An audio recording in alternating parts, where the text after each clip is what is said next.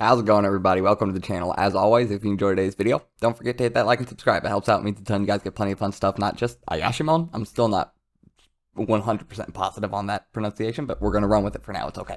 Anyway, we're going to keep covering this on Sundays, at least for now, see how it goes, but I don't plan on doing like a full normal style review. It'll probably be a little bit more casual, just touching on stuff I enjoyed, kind of a little bit of details here and there. We'll just kind of feel it out as we go.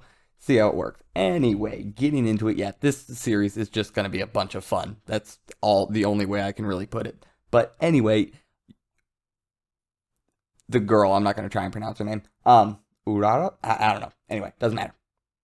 You girl. Anyway, not what we're going to call her. Okay, so she is telling Maruo about all of the stuff that went down with the head guy and him dying and how everybody is now vying for that spot. It's still empty, so I kind of assumed that from last chapter. I don't think it was really stated, but yeah, that spot is still empty. We're still vying for power. This has led to a bunch of gang war, a bunch of factions all vying for power, and yeah, it's just a power struggle. Plain and simple. Easy as that. However, this is a little bit too much for Maruo to handle, because after learning about this, he also learns that it's just him and her. This immediately reminded me of One Piece when Luffy picked up Zoro, and Zoro's like, so what's crew looking like? And Luffy's like, it's us. Like, wait, what? Hang on. Alright, you're insane, but whatever, let's go for it. Too late now. Okay, sweet. So yeah, I really enjoyed that. That immediately made me think of One Piece, which is always a good thing for me. And yeah, I think this series is really going to make callbacks and direct references and take inspiration from just a ton of different manga. I think that's almost obvious at this point. I think this time we referenced Devilman Crybaby. I think that's the title of it. I haven't read it or watched it or anything like that. But yeah, I think there was a reference for it in here. Anyway, it doesn't matter. So yeah. Anyway, now it turns out that we have to go crush the border guard to get into Shinjuku to start our plan to take over. So we meet the border guard, and it's this giant, what we learn is wax covered, just like wax armor monster yokai with this like metal mask and flames spurting out the top and out of its mouth. Thing looks absolutely monstrous. Looks dope. Already just imagine all the different cool yokai we are going to get to see in this series. I can't wait. It's going to be so much fun. So yeah, this thing just annihilates our guy right off the bat. It sends him flying off into the distance. And yeah, they think he is just incredibly disappointing. And we also figure out that, well, okay, yeah, we'll take that. Anyway, also turns out this is the assistant to Urara. I'm going to have to figure out how to say her name sooner or later. Doesn't matter. Anyway, was the assistant to her, and more importantly, this girl that we have met is the bastard child to the old head dude that is now dead.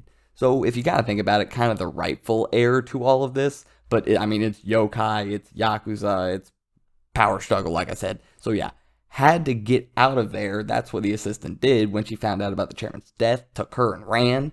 So yeah, extremely important figure here. So yeah, that's gonna come into play. And so yeah, past that, our guy Maruo just gets right back up and comes right back at it. Still is not really doing that great, but then all of a sudden it's like, you know what, I need to use my head here. I'm not just gonna be able to win with brute force. Super smart move. And then just wins with brute force because it was just a giant punch. Think this is going to be a theme, and considering I think this series is telling us exactly the kind of tone it's going to have, I think this is going to be a running theme, and I'm entirely okay with it. This is just hilarious. I do want to also pull up that one panel where Urara was looking at her assistant, was like, kneel, I did not give you permission to stand up. Like, nah, do not get your position twisted, okay? That's not how we're doing this. This girl holds a lot of authority, let's put it that way. And yeah, that was super awesome. I also liked it when she was watching from on top of the battle, and she was talking about the fact that Maruo is different from yokai and from humans. This is something I said in the video about chapter 1, that I feel like he's gotta be something different. Maybe half and half, something like that. I don't know, that really wouldn't surprise me. But this dude, there's no way he's a normal human. There is no way that is gonna be true. How how could he possibly be a normal human being doing stuff like this? That does not make sense. We also learned that Urara's real goal is to just take revenge on the entire thing. Not only for the fact that, well, she got kicked out and she had to go on the run and her father died, but the fact that her father was murdered. That's pretty obvious for people that were really close-knit with him.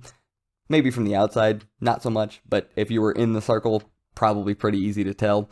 And she's really, really mad that the syndicate, who all followed her father, didn't do their job in protecting him. So she's just going to burn the entire thing down. She doesn't care, which, interesting take. I'm kind of okay with that. Last thing we learn about is these 4 groups in Shinjuku that are kind of the main big vying groups for power.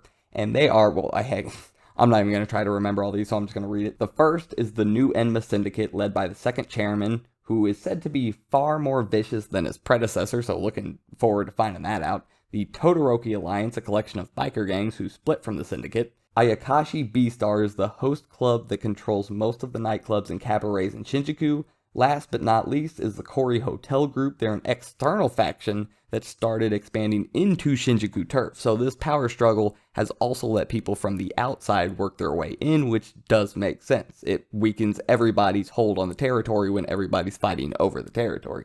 So yeah, I really can't wait to see how all of these groups interact. Can't wait to see all of the crazy yokai that are part of all of them. Can't wait to see all the crazy fights, all the stupid stuff Meruo does. And yeah, all of this is also another information overload for this kid, and his head blows up again. I just love those panels where his head blows up, and even the second time it says, note, this is figurative. Anyway, yeah, I'm going to get out of here. I hope this series keeps going on. I really enjoyed it. Let me know your thoughts down in the comments below. Where do you want to see it go? What are all the things you're interested in seeing, whether it's the power struggle side, the fight side, the yokai, all the Yakuza stuff, all kinds of things we could see in this series, and I can't wait. I hope you guys enjoyed, and I'll see you next time. I'm out.